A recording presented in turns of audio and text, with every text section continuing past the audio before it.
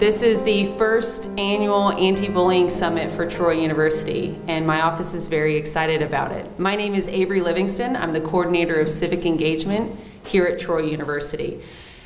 This summit is going to be a good opportunity for us to hear about certain topics that concern Troy specifically, but also bullying on college campuses generally. After we have a few speakers, we're going to have a focus group, and this is your time to talk about what's important to you and how we can make Troy a better place. So I want to introduce, we have 4 speakers today, which is wonderful. We have first Dr. Laura Hodges, who is the Assistant Professor of School of Counseling at Troy University in Montgomery. Then we're going to hear from Dr. Sherry Crawford, who is an Assistant Professor of Clinical Mental Health and School Counseling at Troy University in Phoenix City. And then we're going to have a short break, and we're going to come back and hear from the Department of Human Resources with Miss Jenna Richards, who is the Assistant to Associate Vice Chancellor of Human Resources, and Miss Kara Hall, who is the Human Resources Coordinator. And then we'll transition into the focus group. So thank you so much for coming, and without further ado, I'd like to introduce Dr. Laura Hodges.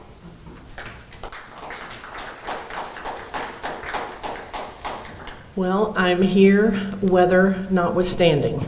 I drove in from Montgomery this morning. So anyway, I love the drive on that road, especially this time of year because it's fall and the trees usually look pretty. Today I was dodging 18-wheelers trying to get here. So anyway, before I start talking about bullying, I wanted to let you know that this has been something that's been part of my life since I was a freshman in high school. His name was Brian Haney. He sat in front of me in my physical science class that I took as a freshman. I had just moved to Plainfield, Illinois, which is a suburb of Joliet, Illinois. Having lived in the South all of my life, I was the new kid in school, which as a freshman is one of the worst places to be. And every morning, because we had moved from Texas to Illinois, I grew up in Mobile, so you can imagine my accent.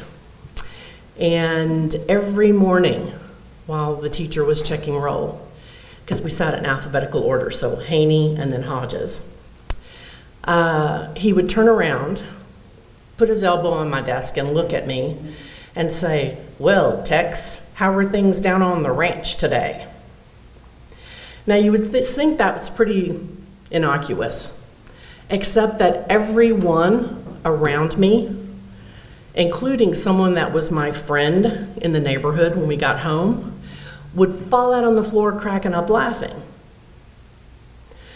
Now, you wouldn't think necessarily that that was bullying, except after I get through describing what bullying is, you'll see that in fact it was. And the fact that that happened when I was 15 and I'm 60 years old. I can't believe I just said that on tape that I'm 60 years old, okay? Women don't usually tell their ages. So 45 years ago, I can still close my eyes and see his face and see it happening every day and see everyone around me laughing, including people that I helped be successful in Spanish class. I happen to be very gifted in foreign languages. So there was a cheerleader sitting next to me that I helped so that she could cheer and be eligible to cheer because of Spanish class. The guy behind me was my friend at home in our neighborhood. He was laughing at me. And everyone else around was laughing. And our teacher was kind of a quiet, scientific, mathematical type person, so she wasn't really great at classroom discipline. And one of the things that I found in my studies is that a lot of times bullying can go on in the classroom, even when the teacher's present. So, needless to say, this has followed me through my life. Became a high school counselor. Well, I taught French first in Texas, if you can imagine, or French as they called it. It rhymed with ranch, okay? In a little deep East Texas town where most of my students only knew soup du jour, okay, as the only French word they knew. And I was an advocate for many of my students who, either because they were the weaker looking kid in the group, or because they were too much of a band nerd, or because they liked computers that were starting to come into age, or because they liked theater too much, were picked on by other students. And my classroom wound up being sort of a refuge for them at lunchtime so that they didn't have to go to the cafeteria and be picked on, which worked out well for me because they were pretty good French students and they could help me with my younger French students too. So everybody won in that game. But like I said, Brian Haney, 45 years ago, I could pick him out in a crowd. You're not here, are you, Brian? Okay. But that has stayed with me all these years. So when it came time to work on my dissertation, there was a natural topic that resonated in the core of me about bullying. And so I've done a lot of research on bullying, and even got to meet one of the people I'm going to talk about today, which is a pretty seminal experience in my life. So let me go ahead and start.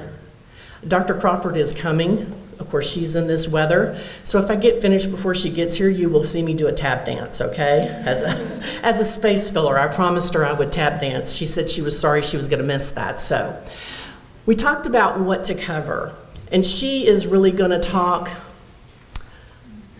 predominantly more about what it looks like on a college campus. But I felt like it was important for you all to have a foundation, because anybody in here have an idea about what they think bullying is? Raise your hand if you do. Okay, pretty much everybody has an idea, but there's an official definition. Did you know that? Yeah, so that's one of the things we thought we would start with, is the official definition, and sort of get you some foundation laid so that everybody's coming from the same place. Because I bet if I went around the room and asked each of you, what is your definition of bullying? Some would be the same, but some would also be very different. So let's get everybody together here. So I call this Bullying 101. It's not how to, okay? This is not a how-to presentation, so. Okay, why are we even talking about this? This is the gentleman that I met, Dr. Dan Olweus, and I gave you phonics there so you would know how to say his name, because otherwise people pretty much butcher it. He is, I guess he's about 80 years old, and he's a spry little old man, and he is spunky. Let me tell you what. You talk about somebody that's passionate about bullying and stopping the problem of bullying, that is this man. He was one of the first people to start researching bullying back in the early 1970s. And it was in Norway. And what spawned this was that there were about 15 Norwegian high school students that committed suicide. And they were all connected by the fact that they had been bullied in some shape or form. And the government of Norway was really like, what the heck is going on? And so they tasked him, since he had been doing some research on bullying, they tasked him to start researching it more in depth, find out what was happening, this sort of movement that seemed to be happening in the country. Norway is not that big of a country, and so 15 kids that's a huge number for the size of country that it is. So he was sort of the father of the researching of bullying. I don't want to say the father of bullying. Again, that makes it sound like he's teaching people how to do it. But he's still passionate after all these years. When I was working on my dissertation, I was very pleased to be able to meet him and talk with him about what I was studying, and he was so excited about what I studied. So anyway, when you're studying things, you realize that there is a seminal article. An article that, when you're going down the path of researching, sort of becomes the turning point for the change of things. And this article by Dr. Tanya Nansel et al., okay, there's about 20 people on this article with her. You can see where she worked, or where she currently works, but this article was published in 2001. So there was research going on up until 2001, and at 2001 is when suddenly there was this explosion this focus on bullying, because what happened was it went from being just a researched topic. Dr. Nansel's article was published in the Journal of the American Medical Association. That's a pretty stiff journal to get into. And so bullying suddenly went from being a social problem to being a national health problem because of some of the things I'm going to share with you. So that was sort of a turning point, and I got kind of snobbish when I was working on my dissertation. If I was looking at articles to include that had information, I was really snobbish. I would flip and look at the reference, and if they didn't cite her in their list of references, then I was sort of like, okay, that's a B article. That's not an A article for me. Because her work was so seminal, it made the turning point. It made our country stop and go, oh, that's just kids being kids. No, it made it a national health epidemic. Do you get the importance of that? Okay.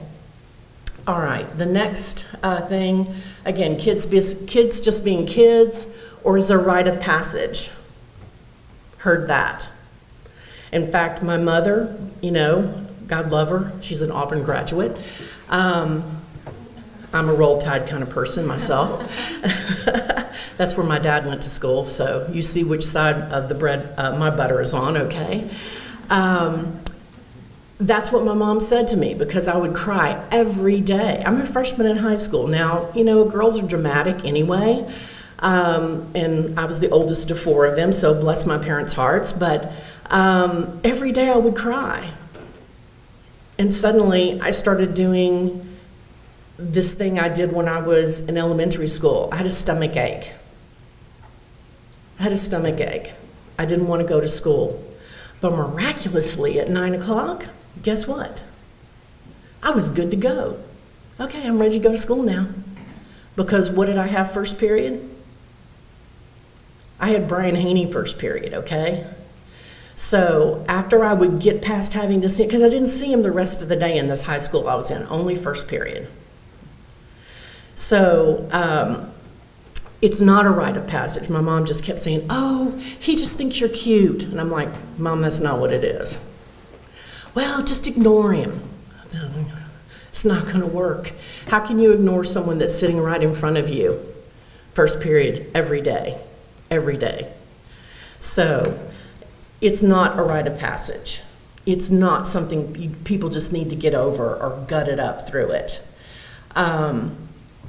One of the things I found in my research is that historically, bullying actually begins in elementary school. Those sweet little first and second graders, it's happening there. And there's all kinds of research out there to prove that. And then we move up to the middle school, and that's where it really kind of goes rampant, is in middle school. And one of the thoughts is that it's about sort of letting the leader of the pack rise to the occasion or come to the top of the chain in terms of who's large and in charge in middle school. And then it was thought, for a period of time, it was thought that once kids got to high school, it just went away. I bet some of you in this audience know that in high school, it didn't stop. In fact, in your age and time, it probably got worse because what came on the scene then was the advent of cyberbullying, where it used to be, when I was in school, back when they were inventing the wheel, you could at least go home and feel safe. Nobody could get you. With the advent of cyberbullying, you never get arrested. It's something always coming at you. And really nothing that you can control, because we all know that once it's out there in the ether world, it's out there. There's no getting it back, no do-overs. So one of the things I found in research is that it does continue, surprise, surprise, in high school. I have access to data from Dr. Olweus and his right-hand person here in the United States, Dr. Sue Limber, who's at Clemson University. And they have a survey that they use. And they've started researching with high school students a lot over the last 5 years and have found that it continued, that it kind of does elementary, and then it'll drop, and then middle school, and then it'll drop, and high school, and it keeps on going. In getting ready for this presentation, one of the things that I kept reading was that there is a lack of research about bullying on college campuses. So that's definitely something I know that myself and Dr. Crawford, who has joined us now, and Dr. Berry are very interested in, is to find out, to have some evidence about what is happening on college campuses. In 2011, the Center for Disease Control reported that bullying continues to occur at all levels within the educational environment. Now, what a surprise. There's no way that just after high school it'll stop, because this gets to be a learned behavior for people who bully. And it's very rarely can somebody go cold turkey and just stop doing something that has become one of their traits. Something I did find in an article from 2011 is that Adams and Lawrence said that it continues beyond the school years, meaning high school, into either institutions of higher education or into the workplace. Since not everybody goes to college, if they're doing it in high school, then they take it to work with them. The other thing they do is they take it into personal relationships with them. It sort of has another name when it gets into personal relationships. One of the vogue names out there for research is called dating violence, or interpersonal violence is another word that I've heard used. So, no, sometimes it masquerades under those names, but it's bullying all the same. All right, so let's talk about this common description or definition. Number one, bullying is unwanted. Do you think I wanted Brian Haney to greet me every morning? Do you think? No, I'm not a morning person. The only reason I'm smiling right now is that I had my large Dr. Pepper on the way here from Montgomery, okay? So, yes, don't drink coffee, so that's my caffeine. It is aggressive behavior among individuals that involves a real or perceived power imbalance. Now, that doesn't necessarily mean that big me, little you, which is a lot of times the picture you'll see related to bullying. It could be that somebody has more political power than someone else does, more social status than someone else does. So imbalance of power can look a lot of different ways. The behavior is repeated, or it has the potential to be repeated. Was Brian Haney repeated behavior? Absolutely, every morning. The whole entire time I was in school, every morning. So it happens over time, and the individuals who are bullied and who bully others will have serious, lasting problems. That's kind of heavy, isn't it? So you're looking for the imbalance of power. You're looking for it to be repeated and for it to happen over time. Can bullying be a one instance thing? Well, notice the definition has in here, or has the potential to be repeated. All right, in order to be considered bullying, the behavior must be aggressive. Aggressive can look a lot of different ways, can't it? Okay, so let's talk about the imbalance of power. So people who bully use their power, like physical strength, access to embarrassing information, or their popularity to control or harm others. The power imbalance can change over time and in different situations, even if they involve the same people. And Dr. Crawford's going to talk about some of the ways that can fall out on a college campus. Repetition is key here. Bullying behaviors happen more than once or have the potential to happen more than once. When you start finding someone that changes their route on campus, well, let me ask you this. Is there a place here on campus, and since I'm not here on campus, I don't know it, Is there a place where students kind of congregate between classes and everybody's just kind of talking and big crowd of people gathering? Is there a place like that here on campus? Where is it? TC. At the TC? Okay. You know, so maybe somebody knows that they don't go to the TC between 11 and 1 because there's a crowd of people they don't want to walk by. Because when they do, they're mocked or somebody catcalls them.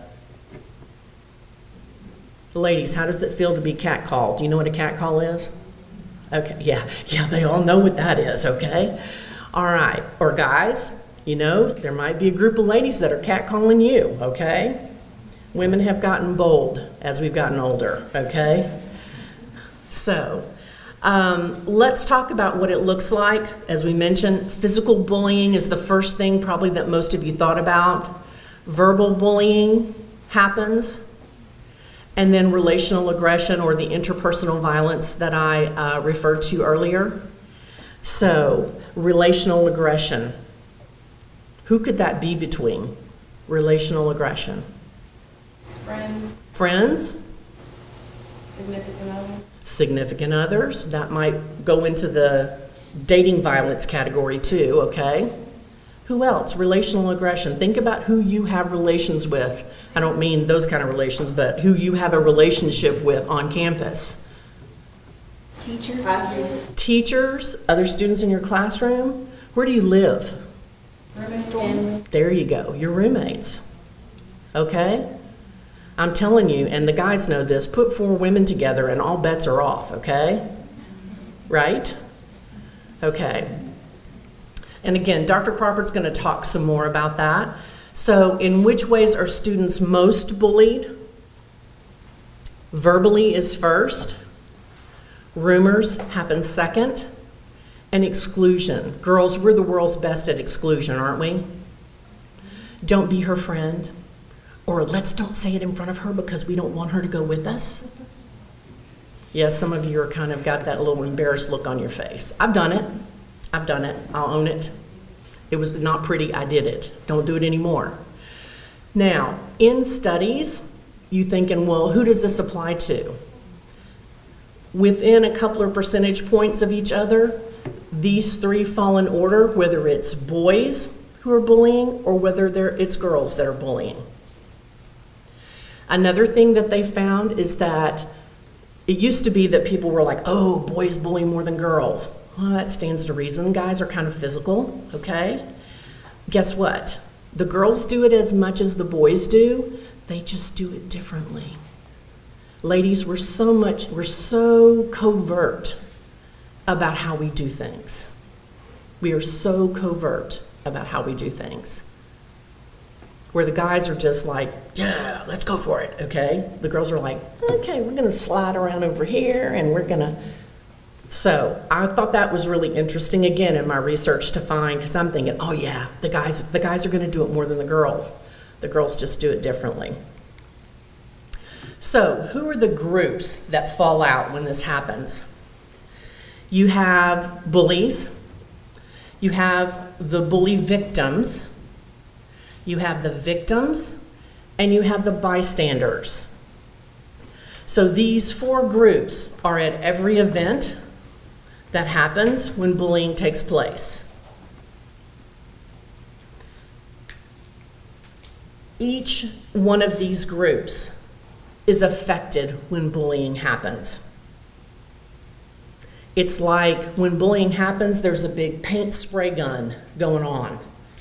And everybody that's there gets at least one little splatter on them from bullying. And it affects all of them. It affects the bullies, the victims, which are the 2 natural pieces to be there, but the bully victims, who are those people? They're the people that give as good as they get. They're the people that we truly, really need to be worried about, because they are the person that bullies someone, but they're also being bullied by someone else. So they're that person that's sort of caught in the middle. Do you think that person ever feels safe? No. because they're giving and they're also receiving. And they're usually the person that goes unnoticed. And then the bystanders. That's anybody that's in the vicinity that sees it going on and either chooses to do something to step in, which I encourage you to do, or that just sees it's going on and does nothing about it. Have you ever been in a situation where you've seen something going on and you think, I should really do something about that, and then for whatever reason you choose not to? I don't want to dip in their business. I don't want to get involved. And then you walk away. Does that sort of stay with you the rest of the time? Do you not think about it again? Am I putting you all to sleep? Y'all are like, Do you think about it again? If you've been in a situation like that? Yeah. Only one time did I drive away from a car accident that I saw. I was not involved. But I thought about it for days after. I should have stopped. I should have helped. Everything looked fine, but I saw it happen. So after I lived with that for about 3 days, I called the local police and said, there was a wreck at blah, blah, blah, blah, blah, and I saw it happen. And they were like, oh, we're so glad we've been looking for witnesses. Thank you for calling. And then I felt so much better because I had shared information that I knew that was going to help this poor man that got hit out of nowhere. Now, that's not bullying, but it's the same effect as when you know something. And what I found is that a lot of time when someone's being bullied, they're so busy being in fight or flight mode trying to protect themselves that they may not can see it from the outside and label it for what it is. So if you're a good friend or a person who's willing to help someone and it sounds like bullying, then call it that. Call it that. Some long-term effects here that have come out in various places in research. This is for all of the folks involved, the bullies, the victims, the bully victims, and the bystanders. Again, that feeling of exclusion, in particularly the victim or the bully victim, that feeling of exclusion that they don't belong anywhere or that they are afraid to go out anywhere for fear of being bullied. Abuse. And all of the research points to long-term effects to people that have been abused, and this is a form of abuse. The feeling of alienation, of loneliness, lower self-esteem. A lot of people think that the bully has high self-esteem, and that's why he or she is bullying. They actually have low self-esteem. Fighting. These people are the kind of people that break out into fights at the workplace. Is the workplace a place for a fight? You wouldn't think so, but it happens. At-risk behaviors, all types of at-risk behaviors, poor psychosocial adjustments, smoking, poor academic achievement. Why might they have poor academic achievement? Think about that. Why might they have poor academic achievement?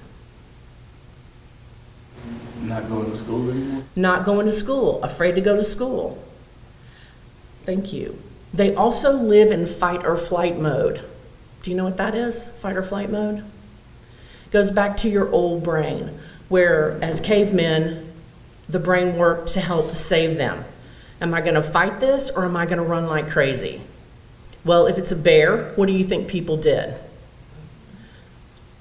They bugged out, okay? If it was someone their own size that they thought they could take on, maybe they chose to fight. But again, your body has a natural response in fight or flight to situations. Have you ever walked in someplace and like the hair on the back of your neck stood up? And you're like, whoa, I don't know what it is about this place, but it doesn't feel safe.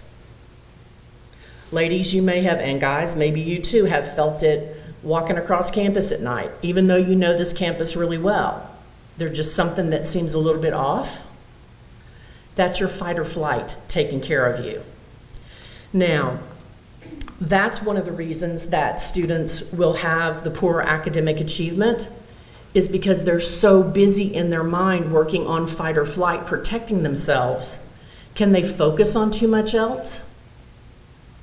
Not so much. Because when you're worried about being safe, can you think about too much else? Not so much. Alcohol use or abuse, and then poor relationships with friends, whether that's a significant other or friends in general. So, anybody have any questions? Yes? I was just curious, in a lot of your points about bullying, it said like potential, like the potential to continue. What Right. does that look like? It might be, let me try to think. Like maybe there's a group of people that, you know, call you names, which sounds very elementary, but it still happens in college, okay? Hey, nerd boy, or whatever. I'm not saying you're a nerd, okay? I'm just throwing that out as an example. Yeah, there's a guy back there who's going, yeah. And so then you're kind of like, ooh. And then a couple of, maybe a couple of weeks later or a couple of days later, you walk by and there's that same call again. That to me intends potential. I mean, it's happened twice. It's probably the same person or the same person and their buddies who are doing that. And so that intends potential. So they just kind of opened it up so that it couldn't be that, like it has to happen 5 times. There's potential if it happens once, that there's potential for it to happen again. Because usually if that's happened, it probably is, especially depending on what your reaction is to it. So, just something to think about. Anything else? Anybody else? Bueller? No.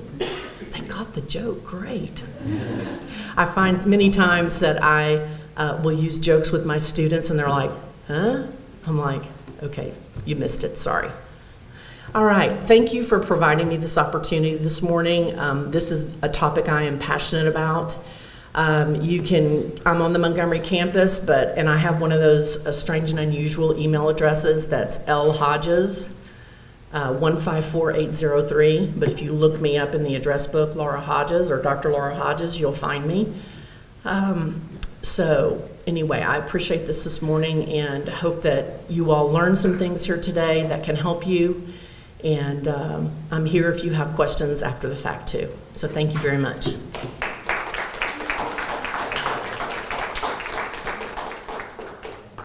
Good morning.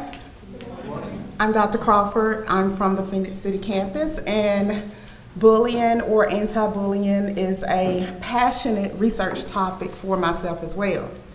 Now, you all were really quiet.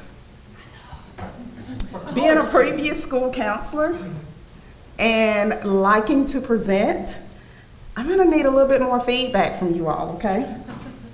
All right, so let's start this conversation about bullying on college campuses.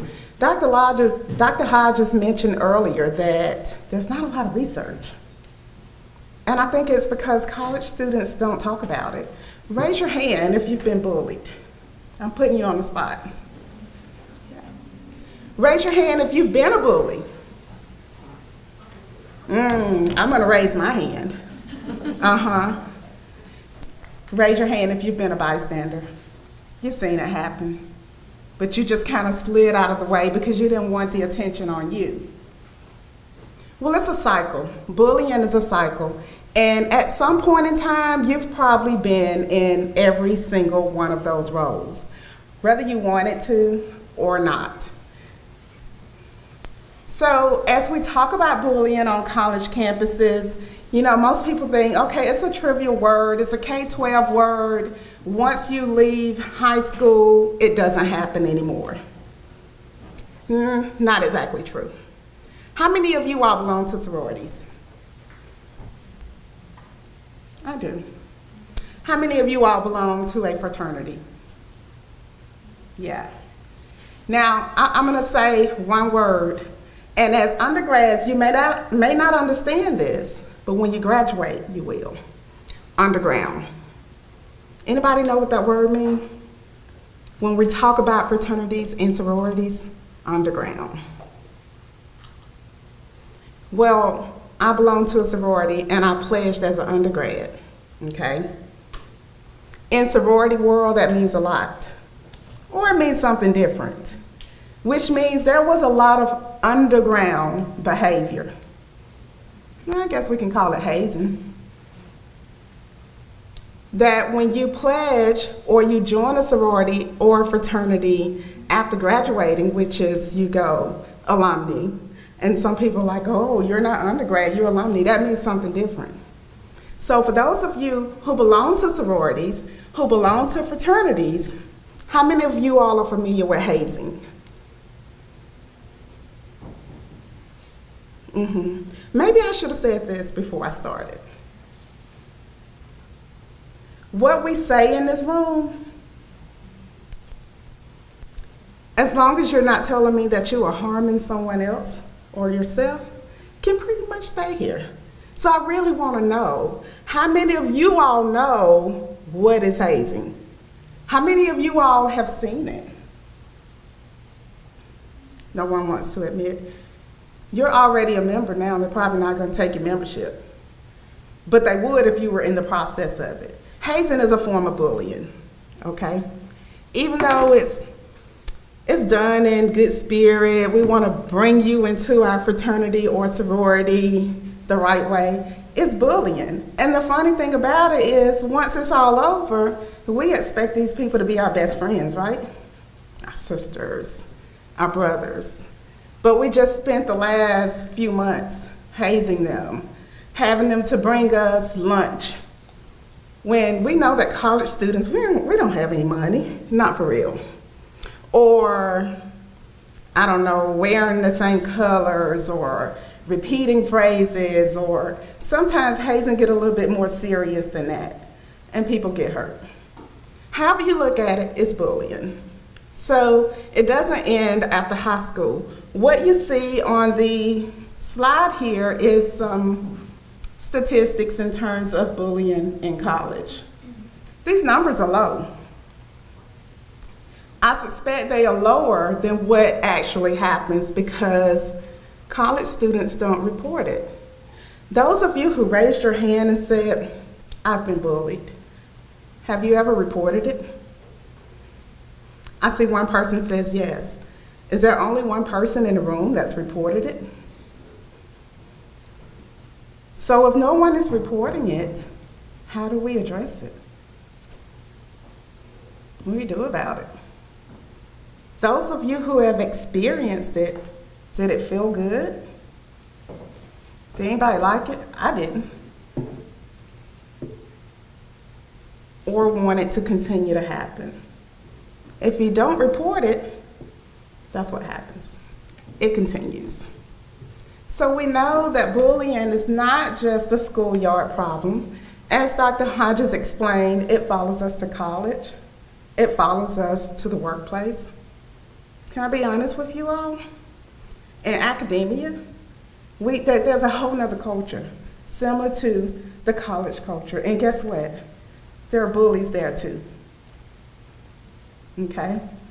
So people who have the propensity to bully, they don't stop after high school, they don't stop after college, they take it into the workplace, regardless of what their chosen career field is.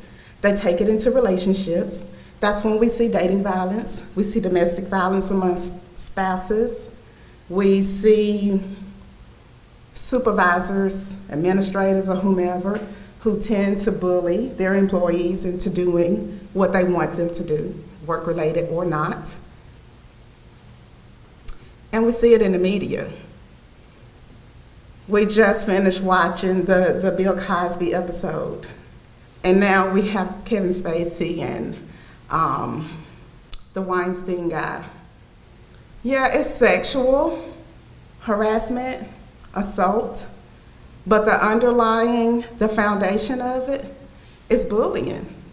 You are repeatedly forcing someone to do something that makes them feel uncomfortable, that they don't like. It's bullying. And I keep saying this word, bullying. I'm about to change my terminology, okay? Because I'm sure the better part of you in this room are over the age of 18. Do I have any under 18-year-olds in here? No? Great. So I'm going to change the terminology because technically you all are adults. And I know we use these two words, bullying and harassment, interchangeably, but they're not the same word, okay? Bullying is reserved for K-12 individuals. It's not a legal matter unless the bullying gets out of hand and someone gets hurt or there's technology involved. However, when you are over the age of 18 and you engage in these practices, it's harassment, okay? And what you all are looking at is an Alabama code for harassment. It's a crime, okay? This becomes legal. Now, it not only follows you when you leave college, it follows you to the workplace. If you decide to apply to another degree program at a different college, guess what? It follows you. How many of you all know that when you are applying to college and applying for jobs, that a lot of employers, a lot of universities, they want background checks, they're looking at your Facebook pages, your Twitter accounts. They want to know who you are as a person and if you are a good fit for their university or for that job environment. And if you have engaged in these sort of practices and someone has filed a report and it has gone through the process of law or whatever, it shows up. It shows up when a background check is done. So, say you engaged in these practices and like the vast majority of college students, they don't report it. However, there's a video out there, okay? There are pictures out there. It's not too hard to find. And it speaks to your character. It speaks to your ability to be a good fit for your program, or for your career choice, your job. So it doesn't go away. I'm not going to read to you all because I know that you all can read, but is there anything in this code that is confusing to you or that you would like to have more information on?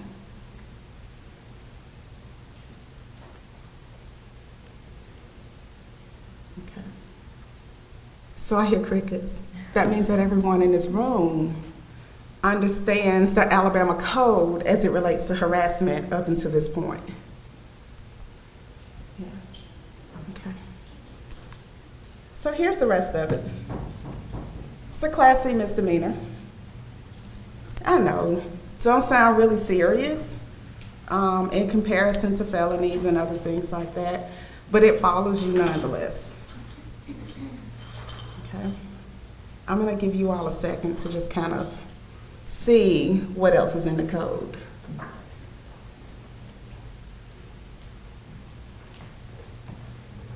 So now we've moved from bullying to harassment, okay?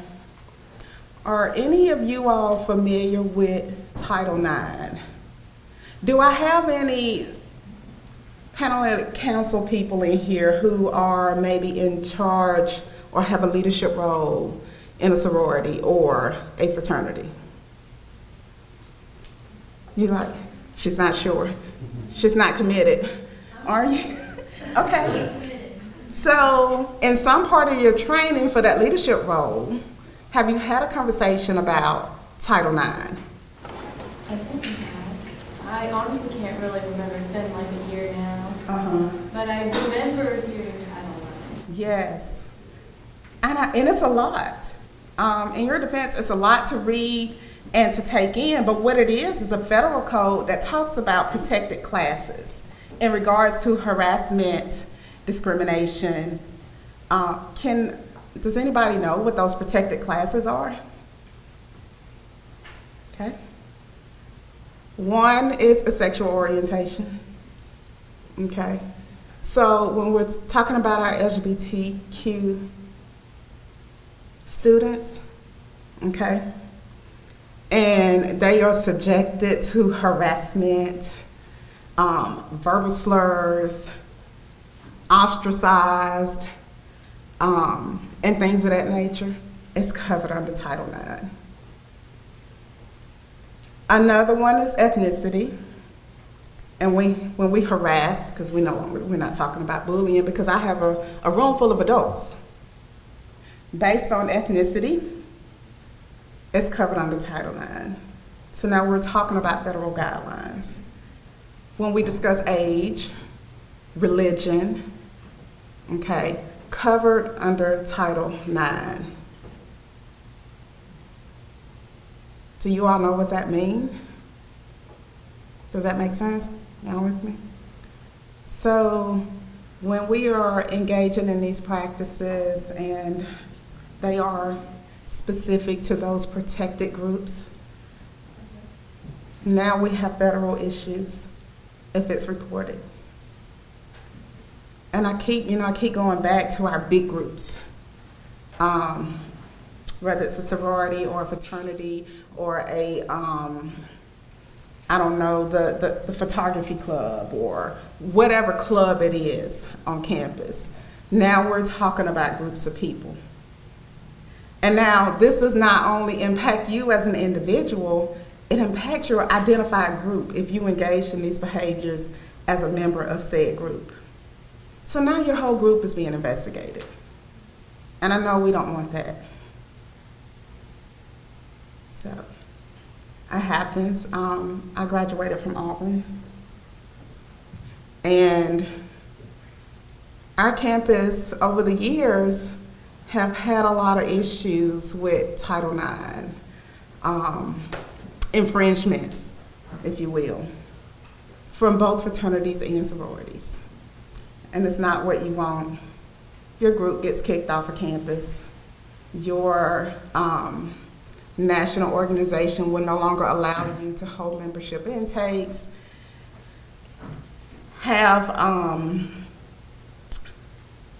activities as a group or things of that nature. And that's like the backside of it.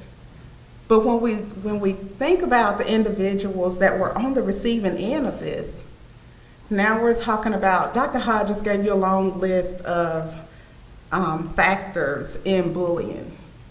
And they not only impact the bully, they not only impact the victim, but they impact the bully. And so now I want you all to think about the individuals who maybe committed suicide, dropped out of school, maybe their grades got so bad that they had to leave. They ended up seeing a mental health therapist for an extended period of time, not able to be successful in relationships, not be able to trust people, turn to alcohol and drugs, or forbid, become a bully themselves. And I tell you, when a person has been bullied and then they become the bully, they are a lot better at it than the original bully. They've had time to think about this. Does that make sense? Y'all with me? Y'all went quiet on me again. I need some head nods, hand raises, something. Yeah, it gets serious. So, what does it look like? I think we've already talked about this, and Dr. Hodges gave you a lot of information on this, but in respect to a college campus, when we talk about physical bullying, it's self-explanatory. And yes, females, young ladies, we are really good at this, and to the casual observer, it doesn't look like bullying. You know, we might walk by and we walk a little too close, or we intimidate individuals because of our physical presence. It's physical bullying. We typically don't fight. You know, we're not usually that physically aggressive. But there are other ways to invade a person's personal space to cause them to feel intimidated. For the young men, sometimes you all may get physical. I don't know what goes on in the locker room, but I'm sure it happens. Any athletes in here? Are you serious? No athletes in this group? Yeah. And I guess for the young ladies, we have locker rooms too. In terms of verbal bullying, the slurs, we're not gonna include you because you look a certain way. Using demeaning or humiliating words to describe a person. We know what that is, right? We do that at this age too. And when we talk about relational aggression, I'm sorry, I have more females in the room than males, but you know, this is our specialty, ladies, relational aggression. Are you all familiar with that? Ever hear it in school? I tell you what, if you are a K-8 school counselor, you hear it every single day. Not so much in high school because it kind of goes covert or underground.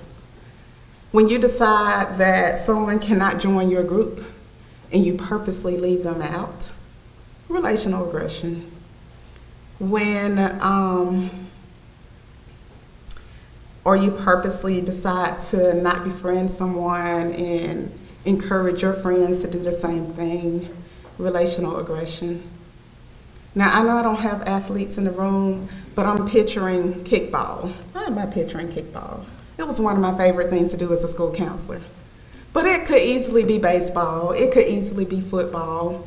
And we got team captains, right? And we are picking our teams, and there's always a kid who is the last one to be picked because nobody wants him on their team. That's relational aggression. Guess what? We do that with our sororities too. We do that with fraternities.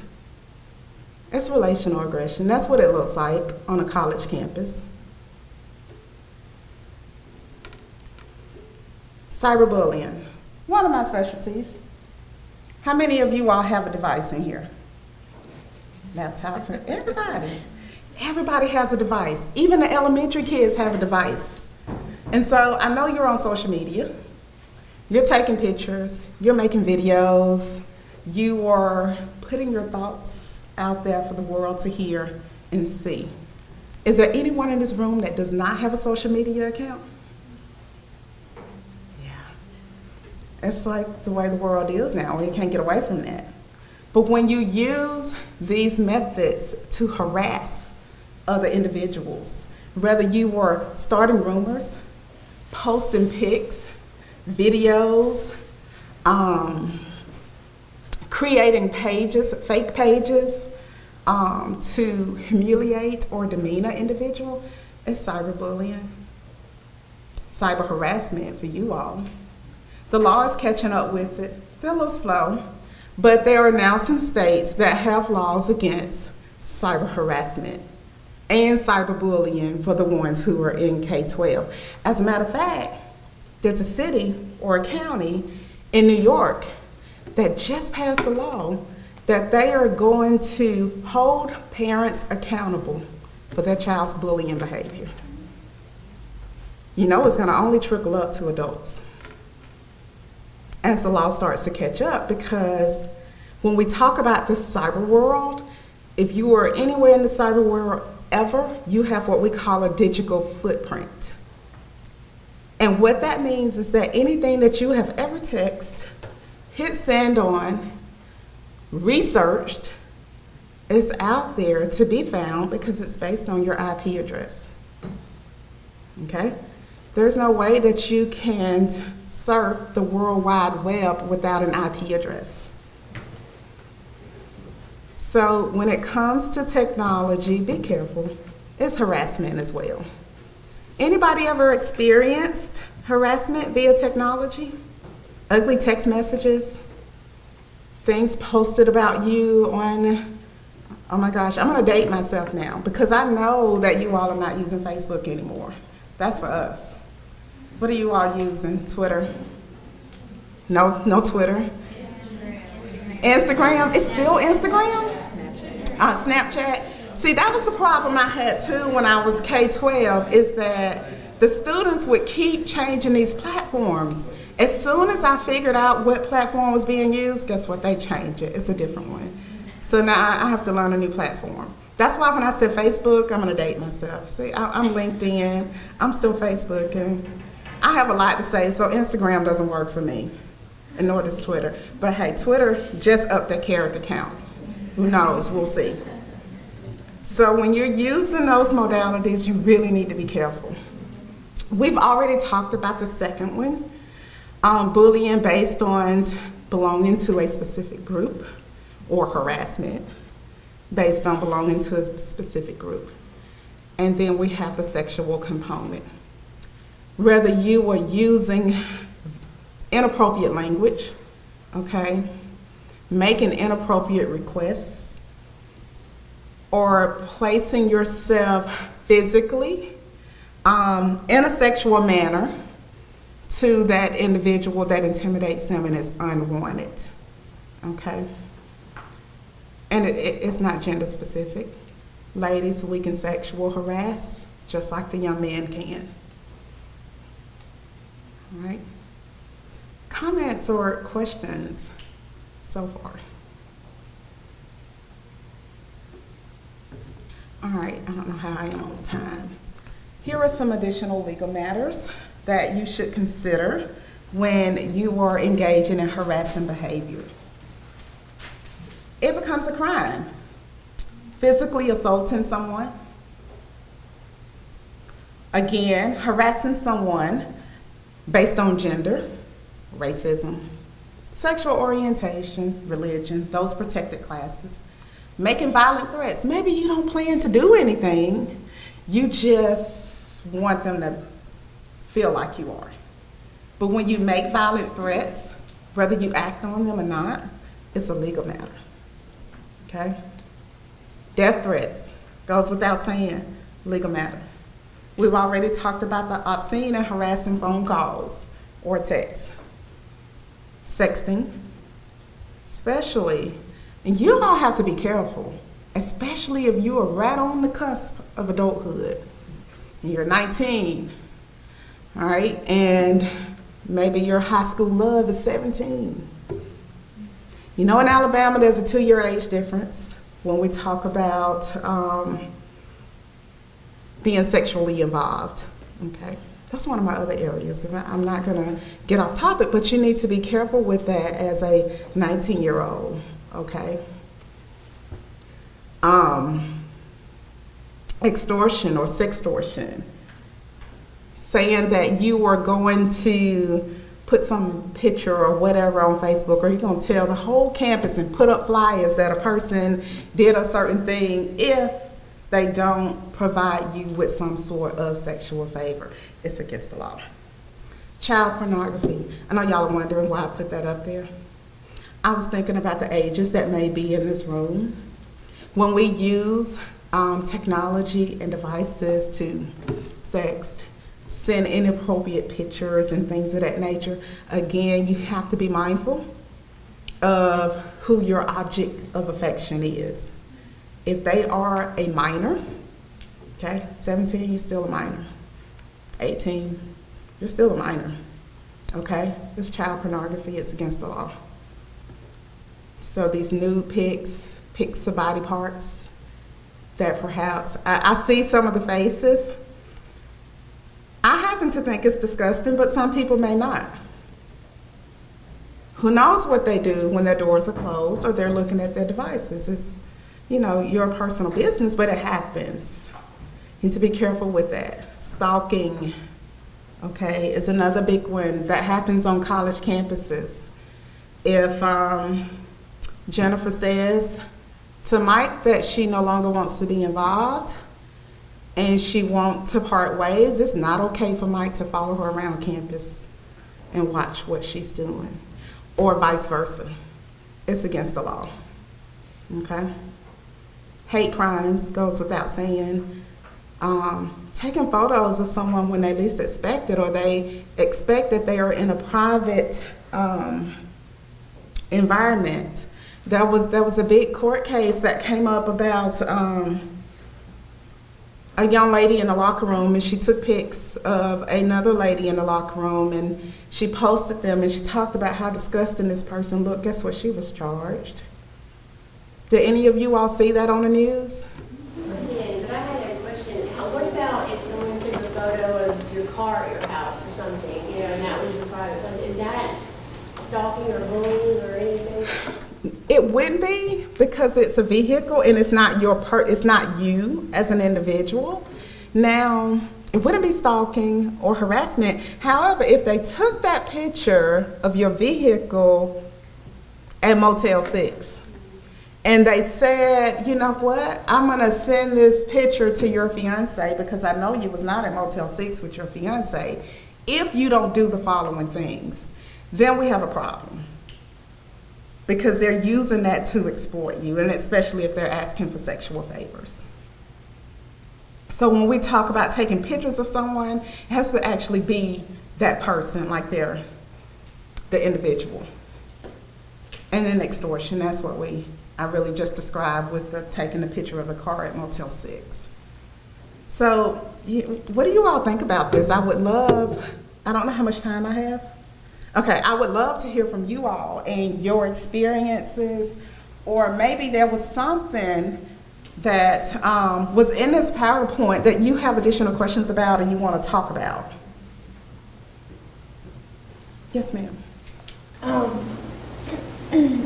was actually sexually harassed by my ex-best friend's dad, somebody that I thought of like family, and I want every female in here to know this. It's always going to be the person you never expected to be. Mm-hmm. It's always going to be somebody you're close to. I wouldn't say never, but it's rarely ever a stranger that sexually harasses you or sexually assaults you. You've made a very good point. And it is. Again, not only did I graduate from Auburn, I still live in Auburn. So I keep up with everything. And Troy keeps the same kind of data. But there have been several incidents where young men were charged with sexual assault, and the female was a friend or ex-girlfriend or somebody they knew they were dating. So the thing with that is, when someone says no, that's exactly what it means. If they say no when they're laughing, I don't care, it's still no. You cannot harass them or bully them into something that they do not want to do. And for the young men, as well as the young women, well, how do you recognize when it's happening to you? Because sometimes it's a shock. You're like, wait, did that just happen? And you're second guessing yourself. How many of you all have been in that situation? Like maybe something happened and you were really unsure of what just happened. Or maybe you just took it the wrong way, or that's not really what they meant. Anybody ever been in that predicament? Trying to figure that out? Let me tell you, if it makes you feel uncomfortable, if it causes you to want to avoid that person, it was probably what you thought it was, okay? It's harassment. And now maybe it is your best friend. Or maybe you have been in class with this person for the last 3 semesters and you've been cool. If that's the case, tell them how you felt. Because maybe they didn't intend to cause you to feel that way. Maybe that was the case. But if you continue to stay silent, like most college students have, they will never know they offended you, okay? And if they did it on purpose, then they will never receive consequences for it if you don't speak up. So, okay, any other comments or questions? Thank you for speaking out. I have enjoyed everything so far. I think everything has led well. We got educated about what bullying is by Dr. Hodges. Then Dr. Crawford talked about going from bullying to harassment, which leads right into what we're going to talk about from a human resource perspective. So first let's talk about, I know how to change this, A little bit about what the Human Resource Department does. For those that are not in the employment world yet, your Human Resource Department generally provides support for your benefits, payroll. We do have a separate payroll department here, but we handle some payroll things. Employee relations, which is what I do, and policy administration services necessary for the entire university. That's not just here on the Troy campus. That's all of the campuses and the supporting sites.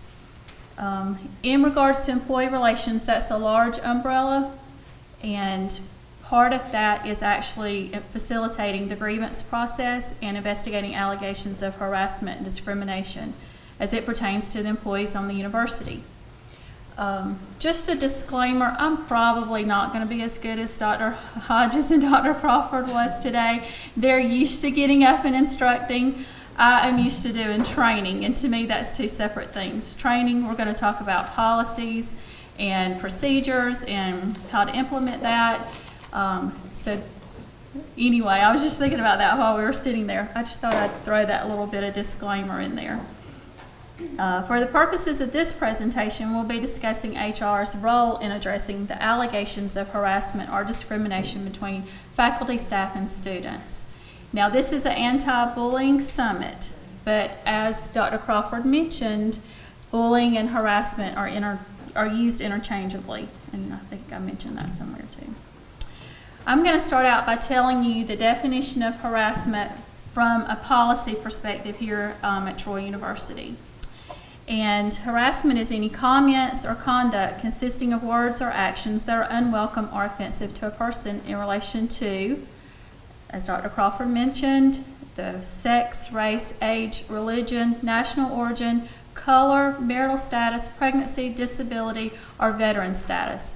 I will not list those every time going forward. I'll just refer to those as those protected classes. There are some other laws and regulations that specifically go into the sexual orientation.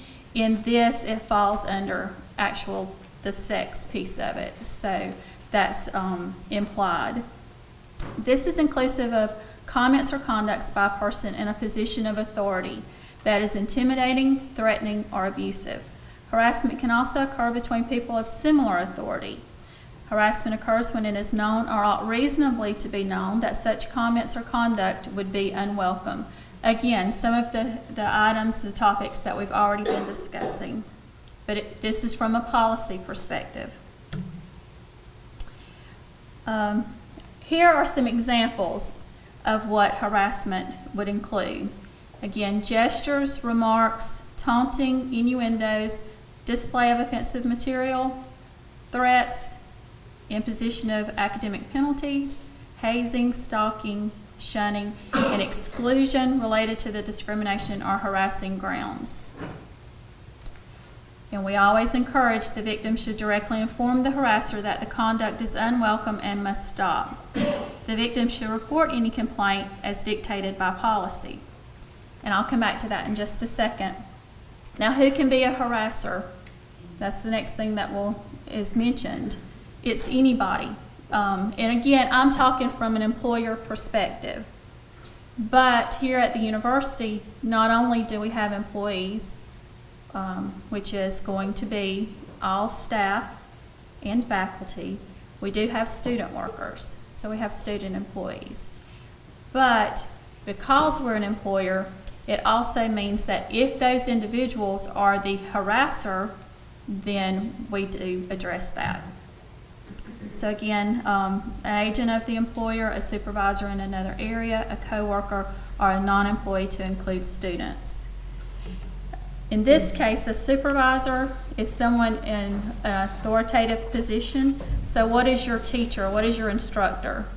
They have authority over your grade for that class. So that would be considered in a supervisory role. Now, when I talk about harassment, that's what I'm talking about is harassment, but bullying and harassment are often used interchangeably.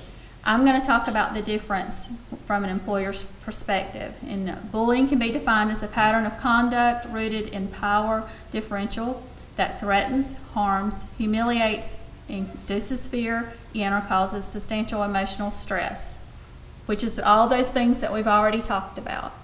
Now, from a policy perspective, then harassment is the same behaviors.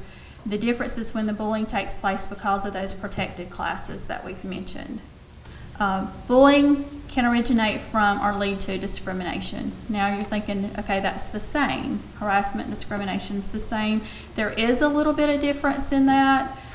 Discrimination is defined as any action resulting in illegal differentiation or adverse treatment of the individual in those, based on those protected classes. As we are aware, there are legal implications to both bullying and or harassment discrimination. Currently, there are no federal laws prohibiting bullying.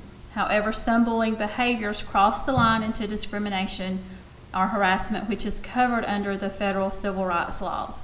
And thank you, Dr. Crawford, for covering that a while ago in great detail, because I was not going to go into details about that. There is a website that is a huge resource, stopbullying.gov website. So if you're doing any research about bullying or anti-bullying, or even go into the level of harassment, this is a very good website. It also breaks down and says what states have actually implemented the bullying laws. The state of Alabama currently does not have the anti-bullying policies in place or guidelines. What it refers to is the anti-harassment policy that's in place. But again, as mentioned, the bullying piece of it still has to be addressed at that K through 12 level. We kind of went over that already. Severe, pervasive, or persistent, creates hostile environment.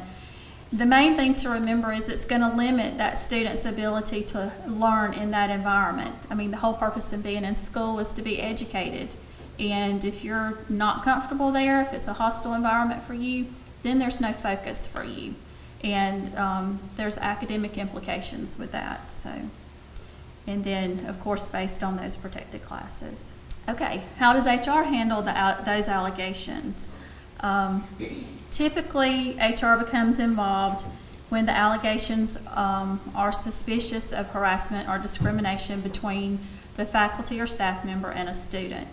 And the reason that I put faculty and staff in there is because if it's student to student, Dean Reeves's area handles that. So if you're a student and you're making allegations against another student of bullying or harassment, then his department will handle that. However, if you go and report anything to him in regards to a staff member, maybe you went over to the financial aid office and every time you go over there, that's not a pleasant experience, and it's the same person over and over again, and you want to report that, if you go to Dean Reeves first, or based on the Oracle, any of those areas where you're supposed to report complaints to, if it involves an employee or an outside vendor, then it typically is turned over to our office to do the to continue with. The complaint, if you are about to file a complaint, you feel like you're being bullied or harassed, we always encourage you to first try to tell that person, do you realize what you've done? It makes me uncomfortable. If you don't feel comfortable doing that, then you need to report it to their supervisor, especially if it's an employee.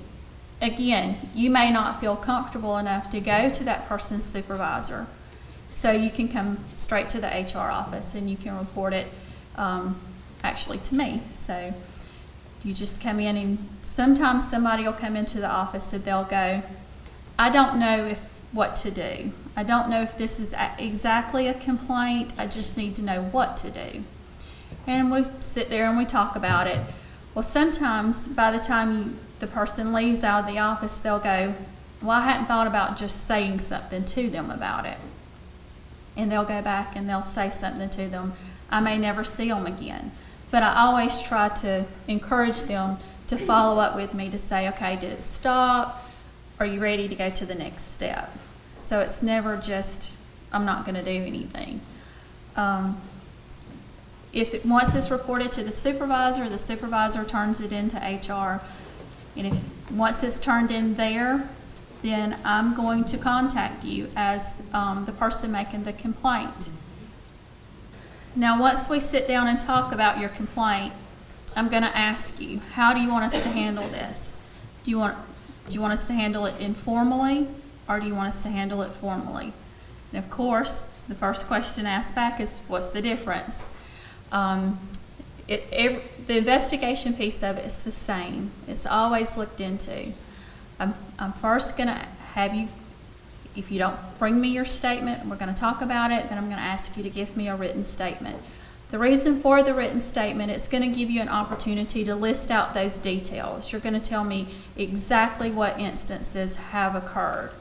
From that, I'll know which direction to go in to continue the investigation.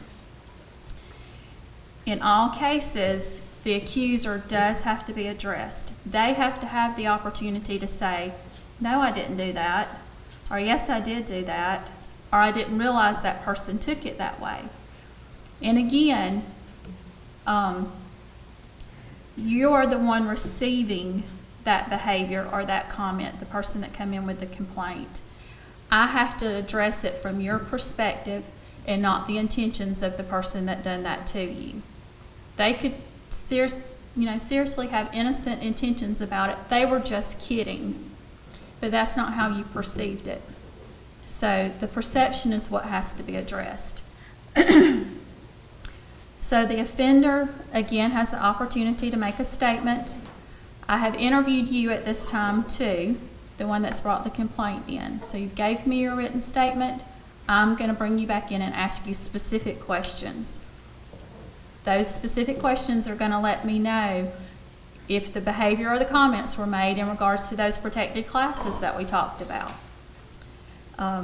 Then the offender, again, has the opportunity to give their side. I question them. I go through those specific incidents that you've brought up, and they have an opportunity to tell their side of the story. So the difference in informal and formally comes in after the investigations are done. If you say, no, I don't want to make a big deal about it, and I'm going to say, yes, it has to be addressed, then we do it informally. So after the investigation's done, I did leave out a step. You do have witnesses. Both parties will have witnesses. Those two are brought in and interviewed. Some are very resistant and wanting to come in to say anything, but I keep it as anonymous as possible to protect them because I want them to be honest with me and give an honest account of what happened. So if it's informally, I put together a summary. This is what happened, this is what was reported, these are the facts that were found. And in that, I present it to the supervisor of the person that you've made the complaint against and do a recommendation for sanctions. Sanctions could be as simple as you've requested an apology from the person. Well, that can happen. It will also typically result in additional training. Now, our employees by law and by policy go through harassment discrimination training annually. And that is in turn supposed to prevent some of the behavior. But again, sometimes that person that's doing the behavior or making those complaints think, I'm not doing that. That's not me. I didn't do that. I was just kidding. So that's turned over to the supervisor, and then again, it's addressed with the offender about the findings of the complaint and what the sanctions will be for that. Now, if the complainant comes in and says, no, I want it handled formally, I want to go through whatever formal process there is, well, then it goes to a different step. Once the investigation's concluded, the facts are put together and presented to a committee. And that committee consists of a subcommittee of the Personnel Advisory Committee. There again, I just help facilitate when they meet. So they are actually reviewing everything on their own through fresh eyes. They've not sat down with you. They've not sat down with the offender. They're strictly looking at the facts that came out of the investigation. And from that, they make a determination of whether or not that claim does or does not have merit, and then recommend sanctions from there. And then, again, the offender is addressed with that. So that was a lot of policy and procedure and probably very boring and a lot at one time. But I just wanted to make you familiar with what process we go through because we don't take it lightly. Now, with that being said, there are going to be times to where that committee or even I decide that the allegations did not rise to the level of harassment based on those protected classes. But it does not mean that it was not bullying. Now, our policy does not state bullying. It's addressed as inappropriate and unprofessional behavior. So just because it doesn't rise to the level of harassment still does not mean that it's okay and that it shouldn't be addressed with that person. What about after you conclude that harassment wasn't harassment? What if there's retaliation after that? We do have a non-retaliatory policy. You cannot be retaliated against for turning in that claim. If for any reason you feel like the person has changed their behavior towards you, they've started excluding you, those other things that we've gone through, that is considered retaliation. You immediately come back to me and say, okay, you told me there would be no retaliation when I turned this in, and I have been retaliated against. That would open up a second investigation because then I have to go and say, and we have to prove that there is retaliation, that the behavior is retaliation. Because let's face it, we're already nervous enough by turning in the claim, right? We've had to admit that this has happened. So that makes us uncomfortable. So now that person knows that we've turned in that claim because they've been addressed. So you're going to be a little more sensitive to the behavior from that person coming back. But if it's to the point that it's made you uncomfortable, then it probably is retaliation. And there's going to be some obvious effects of it. You'll see a change in your grades. You know, you might have been making very good grades under the instructor, and then all of a sudden you're not making good grades anymore. That's a form of retaliation. You may go back to that person that was in the financial aid office that was not nice to you, and then all of a sudden they're overly joyous to see you, but then you may find that something's wrong with your account, or all of a sudden they just get up and they don't help you at all. You know, the next person is going to help you. That's exclusion. So again, retaliation. So we do have policies against retaliation. I do have some examples for us to go through. The first one, can you tell the difference between alleged bullying, harassment, and discrimination? A professor berated all of her students as a group in the class at one time because they never read her emails or follow her instructions. What would this be? Bullying, harassment, or discrimination, or neither? Neither. Your instructor has the right to say, I put things in email, can you not read? I have a professor who says that nearly every week. I call it nagging is what I call it. But sometimes it has to be done. So that is not either. She is not bullying you, she is not harassing you, and she is not discriminating because she is addressing the entire class. Second one, a professor continually berates an individual student because he does not follow directions and calls him derogatory names in front of other students. Harassment. Bullying. That would be bullying. If it's repetitive, I did not put that word in there. Well, I said continually. So it has to be repetitive. Just calling him out one time in class, it's not bullying. Calling him out every day in class. But at some point, hopefully the instructor has pulled that individual to the side and talked to him opposed to continually doing that every day in class. So that would be bullying from an HR perspective. Number 3, a professor continually berates an individual student because he doesn't follow directions and makes racist jokes about him in class. What is that one? Harassment. That one's harassment. A professor continually berates an individual student because he doesn't follow directions, makes public racist remarks about the student, then the student notices that everyone around him received an A or B on their projects. Yet he received an F, and even though he met all the criteria on the grading rubric, even though he met all of it, what would that be? Discrimination. Mhm. So we try to use a similar example and then break it out more to show the difference. So those are all the examples I have. Do you have any questions? Because I did not use up 40 minutes. So. Yes?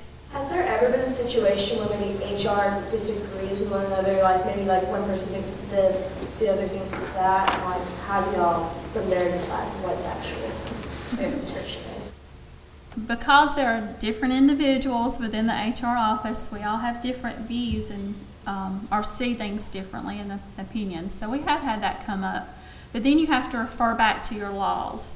That's the main thing that you have to make sure that you're following. I may have met the student and thought, I can see why that instructor did that. They just have that hard to deal with personality. You know, come in with that attitude and you're thinking, oh, I see why they probably said that. That doesn't negate the fact that the professor made a racist remark or graded him down because of his race opposed to the information that he turned in. Now, could part of that be because there was a personality difference? That's part of what the investigation has to reveal. So, but yes, there has been occasions to where there was a difference. And that's part of why we try to use a committee, especially in the formal process, because you've got more than one person sitting on that committee. They're reviewing all the same information. They didn't sit there and see facial expressions. They didn't deal with that hard personality that came in. They are strictly looking at the facts. So, you're welcome. I was wondering, with the retaliation, if you have the accuser saying something, I said the offender did this, okay, so then the offender gets questioned, and then the people that work for the offender are the witnesses, but they don't want retaliation either. So how do you deal with the fact that they have time to get to the employees and threaten them? Not really, but you know, how do you protect them from retaliation because the witnesses may not come forward because they've been asked about it and the witnesses have not even been asked to deal with. Right. Yeah. So we do have policies in place for that. And, you know, when the offender is brought in, I tell them, I'm asking you and I encourage you not to discuss this outside of this office. I can't tell them that they can't because there's laws against that too. They do have the opportunity to go to an attorney if they so wish to talk about it, or if they feel like they need to seek some guidance on it. So I can't tell them they can't talk about it at all. But I do tell them if it's discovered that you've went back and talked to somebody that's a potential witness, then you're impeding the investigation. So then there's disciplinary action for that. So there are a lot of times that the witnesses do not want to come and talk. And so I try to make sure they'll even come on their lunch hour to keep their, you know, if the boss is involved, it keeps the boss from knowing they've came over. So we go to all measures that we can to keep it anonymous.